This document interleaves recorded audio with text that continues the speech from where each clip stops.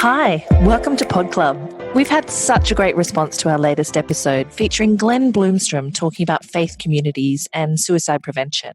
From social media chats to team conversations in the tea room, Podclubbers around the world have had a lot to say. Most, whether they are within or outside a faith group, agree that prioritising suicide first aid training in these settings is a good idea.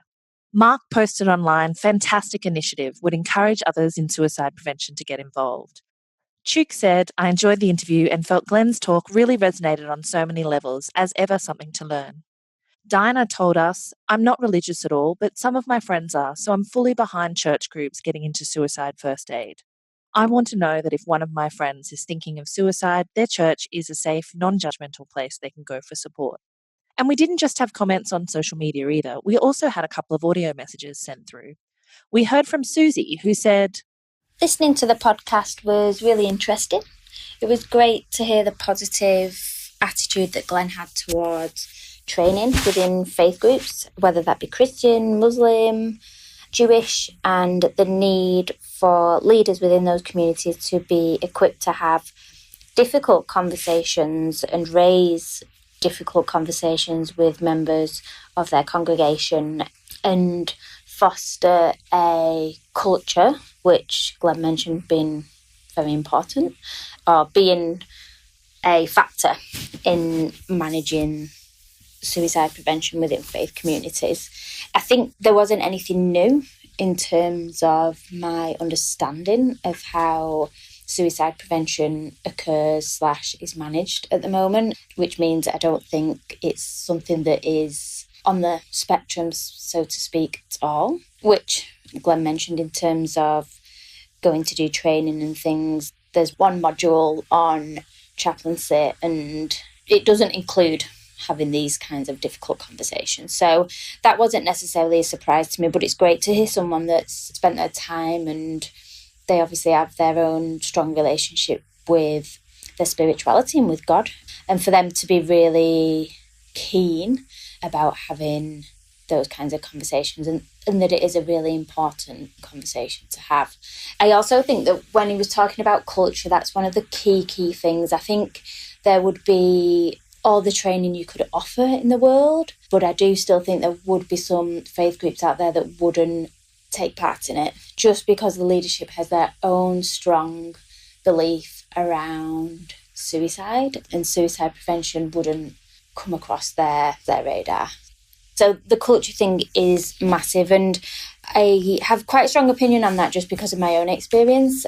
I was probably in a more vulnerable, was definitely in a more vulnerable position than I am at the moment in terms of my mental health around 2-3 years ago. I went back to a church, Christian church, and it was amazing. And it reaffirmed kind of my own faith.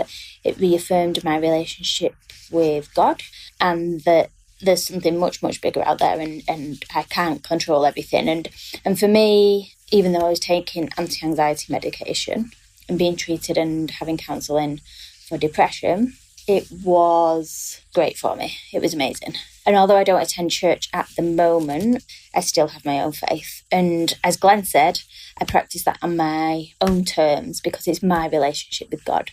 It's not anybody else's relationship with God. And I think in terms of those cultures that are negative or could be negative towards suicide and suicide prevention, I think it's those leaders in those kinds of groups that don't have the attitude that everyone's on their own personal relationship with God or whatever their spirituality is and whatever their faith is. It's a personal thing, and I think there's some leaders within churches that don't necessarily recognise that.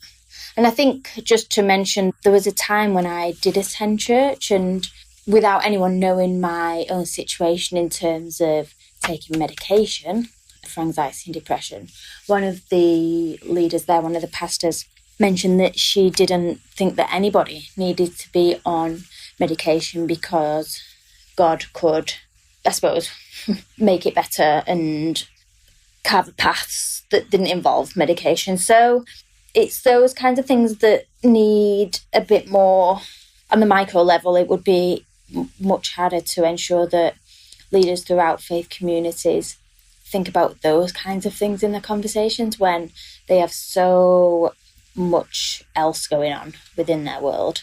And as Kim and Glenn talked about, looking after themselves is also a massive thing. So that one comment in a conversation with a group of amazing women wasn't necessarily meant to cause me harm, but it made me come away feeling less supported within those groups. So culture is huge, and knowing your audience and who you're talking to is also huge.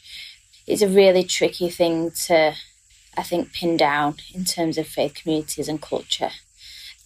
And on that note, I think just around cultures, and individuals, it's important to remember that people may become engaged again with faith communities when they are vulnerable. So having leaders that are able to deal with these kinds of difficult conversations, or not even difficult conversations, deal with a wide range of different people from different backgrounds that have different issues, and whether that be mental health problems or other issues. It's how do you toe the line between being themselves and true to their own personal relationship and journey with their faith and with God, but also make sure they're not putting anybody at risk by saying the wrong thing or approaching a situation in a certain way. And finally, some reflections from Ziad.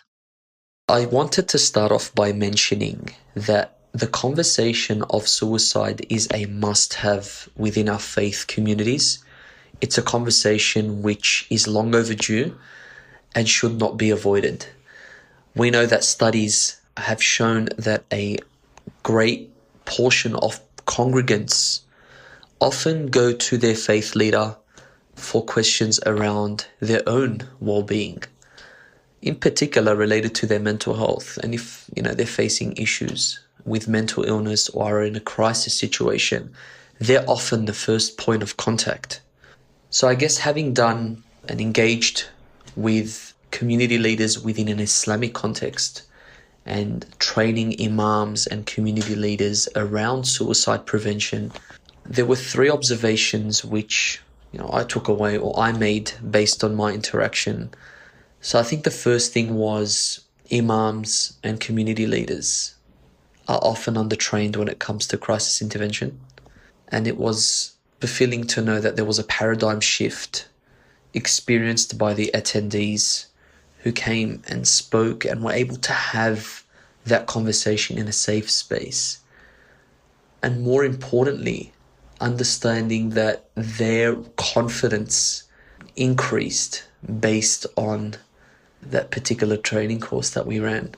The second thing was, within faith communities, there's a default when it comes to the well-being of each other. Just to break that down, we often take great concern for the well-being of our fellow congregants. And there's that general attitude that I care about someone. If someone's going through a tough time, then, it's a responsibility to try and help them out, to alleviate them of their distress. And I think that's extremely important. That's an awesome value that faith communities possess. And at the same time, more importantly, it needs to be coupled with the right skills, especially when it comes to suicide intervention. I often say that having good intention and great attitudes and great values towards others is half of the equation. The other half is that needs to be coupled with the right skill set. And that's when I say having only one of those things, in particular having the good intention part, that can actually lead someone to overstepping their mark or perhaps not doing enough when intervening. And the third thing was we need to start thinking beyond the label. We often have a tendency, taking into account the different scriptures amongst different faith communities, that suicide is labeled as prohibited. It's not allowed. Someone will be doomed to hell forever, etc., etc. And I'm not arguing against this or for it in this case, because we know that the conversation is a lot more complex than that. The aim with intervention trainings like the suicide first aid course aim to speak and really embrace the idea that there's a lot more than just pushing it to the side and labeling it. Especially that can be really harmful for someone that's in the state where they are contemplating suicide. The conversation around suicide lies beyond that. There needs to be engagement. There needs to be the realization that someone in a role of influence plays an important role in taking someone to safety. I really like the idea that the concept of the natural helper that was alluded to in the podcast, because it speaks about the idea that there needs to be a bigger focus on the idea that the layman and the frontline workers need to be trained to provide safety and to intervene safely when it comes to someone that might be facing some type of distress. And that goes against the idea that only mental health professionals need to be speaking about it. Because as we know, mental health services, mental health professionals are often stigmatized, and that is often represented by the statistics that people who need help often don't go and seek help.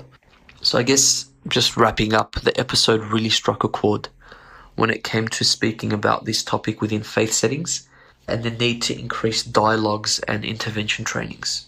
And I'm glad that the Assist program is playing that role in contextualizing these trainings to different communities. And it's something that I personally love to see roll out within my particular faith community. So thank you.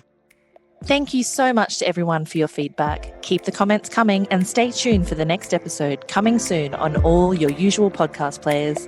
See you in Podclub.